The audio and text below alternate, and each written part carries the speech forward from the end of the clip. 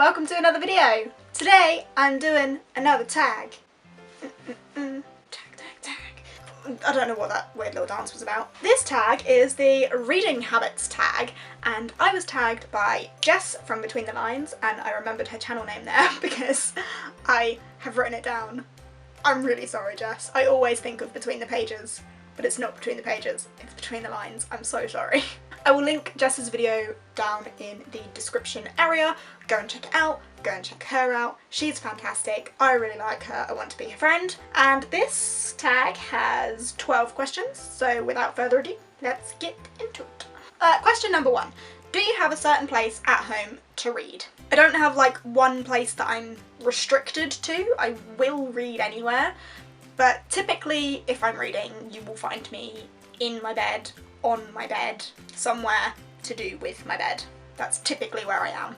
But that doesn't mean that I won't read in the living room or in the kitchen or at the dining table or wherever else. It's just typically I will be there. Question number 2. Bookmark or random piece of paper? Bookmark, bookmark, bookmark. There was a long period of my life where I used a receipt, and I still have the receipt.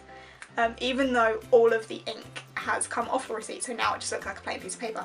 But it was the receipt for my leopard gecko, who is currently asleep in his cage. Yeah. He's currently asleep over there, but it was the receipt for him, which is now 3 years old.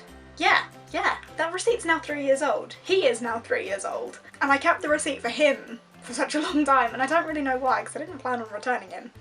But yeah, I kept his receipt because I love him. His name is Maurice, by the way. I would get him out, but he's asleep. But yeah, I used the receipt for him for a really long time, and then I got bookmarks, but I do still have the receipt. Question number 3.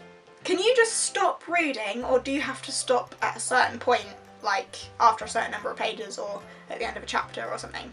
And I absolutely have to stop at the end of a chapter. I cannot stop in the middle of a chapter and put it down. No, I mean if I'm like reading while I'm walking or something, and then I don't have a choice because I've reached my destination, or if I'm like, not that I get buses often, but if I'm on the bus reading and I have to get off, then obviously I will stop then. But if I have a say in the matter, I will reach the end of a chapter and stop there. Question number 4. Do you eat or drink whilst reading? No, I do not eat whilst reading because I am a mess and will get crumbs in the book or food in the book or something.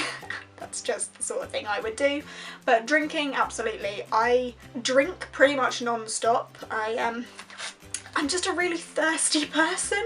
I've always got a drink with me, whether that's a can of Coke, cup of tea, glass of water, whatever. I've always got a drink somewhere because I get really thirsty. I don't know why that is, but I drink all the time. 5. Multitasking. Do you watch TV or listen to music whilst reading? No, is the simple answer to that. No, I don't. I feel like if I did, I would get so confused and I would reread like the same sentence multiple times because my brain wouldn't take it in because I was also listening to something else. So no, I just sit in silence and read pretty much. Question number 6. One book at a time or all at once? Typically, I am a one book at a time sort of girl. I will read one, finish it, pick up another. But the other day, my currently reading on Goodreads reached 4 books. That never happens, but I feel the need to explain. One book is an audiobook, and it is the Clash of Kings book, the second book in the Game of Thrones, A Song of Ice and Fire series. And I'm listening to that on audiobook because the size of the physical book absolutely terrifies me. So I'm doing the audiobook on that, but it's so like hard going, I can't just do that. So that's kind of an on and off sort of thing. So that's on my currently reading. At the point I was also buddy reading The Night Circus with G from Book Roast. So there was that on there as well, which was a buddy read, not my main read. So there was that. Then there was my main read, which was The Dream Thieves. So that's 3. And then because I was having like a moment of, oh my god, I'm never gonna reach my reading goal, I picked up The Pointless Book by Alfie Days because that's like the weirdest format of a book and it's written in handwriting, so it wouldn't take me long to read at all. So I picked that up just to kind of up me a book towards my goal because I knew it wouldn't take me long to read. So at that point there were 4 books on am I currently reading? Which never happens, but it happened. Where am I up to now? Question number 7. Reading at home or everywhere? Again, typically I will be at home reading, because if I'm out and about, I'm probably doing something like at work or shopping or walking the dog or something. So typically at home. If I am out and about and I get the chance, I will read as well. Like, my book is always with me. So if I get the opportunity, then I will read everywhere. Like, I will read on the bus if I'm on a bus. If I'm walking somewhere and I'm not like in a rush, or I can read whilst walking, I'll read whilst walking. Or if I'm out in someone's car and I'm not driving, then maybe I'll read then. So kind of everywhere, but typically at home. Number 8, reading out loud or silently in your head. Who reads out loud when they're on their own? I mean, I understand if you're like in a class or something and you have to read out loud for the class, but who sits on their own reading a book out loud? If you do that, let me know. And let me know why. I would be interested to know why people would do that. I do feel like it goes in better. I don't know. I read silently in my head all the time. Question number 9. Do you skip ahead? This one's a complicated one because it very much depends on the book and on my mood.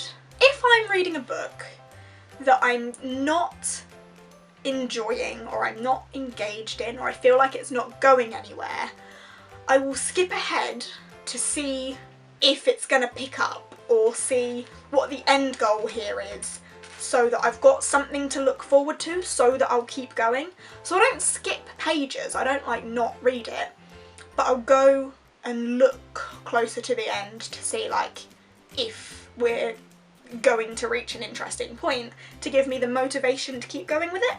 Does that make sense? But I will never like skip pages completely. Like, I won't skip a whole chapter or anything, I'll just kind of have a sneak and kind of spoil myself just because I want to know if there's any point in me still going if I'm not enjoying it. If I'm enjoying a book, then no, I will not skip forward and spoil it for myself because I'll be enjoying the journey. But if I'm not enjoying the journey, then I want to know that it's worth me going on it because we're going to get somewhere in the end. Do you know what I mean? So like with Crown of Midnight, I had a little skip forward because I was bored and wanted to know that I was going to get somewhere eventually. Does that make sense? I hope it does. Question number 10. Break the spine or keep it as new? Break the spine. I am a spine cracker. I love cracking spines. Let me just show you my worst cracked spine at the minute. This is obviously my ACMAF, but the spine on this one is like so gone. Can you see how gone that is? It's so cracked. And I love it because I love how it looks red.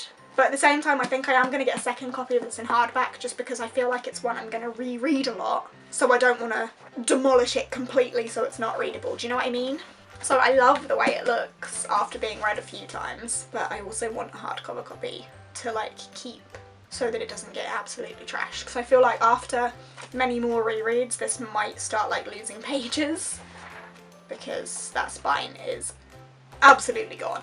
I feel like a lot of people are going to hate me for being a spine cracker because I absolutely am. I love the sensation of getting to a point where you can just go, ooh.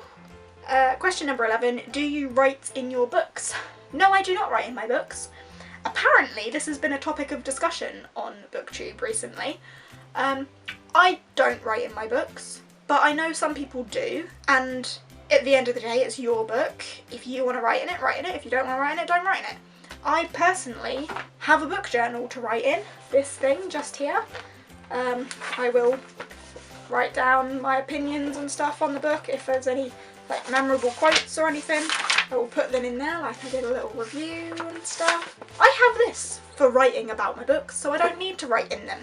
But I know that some people will write in them if they've got things they want to like remember or they have a thought about. Write in it, go for it, I don't care. It's your book, you do what you like. But I personally don't because I have a book journal. And the final question, question number 12, who do you tag?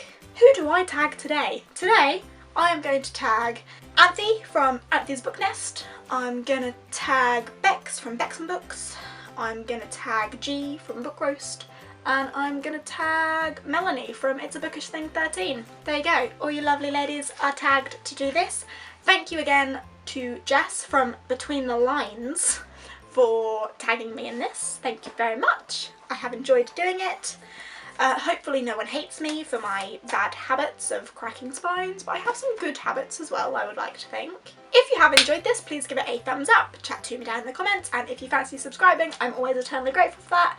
And I guess I will see you next time with whatever else it is I plan on doing next. Bye!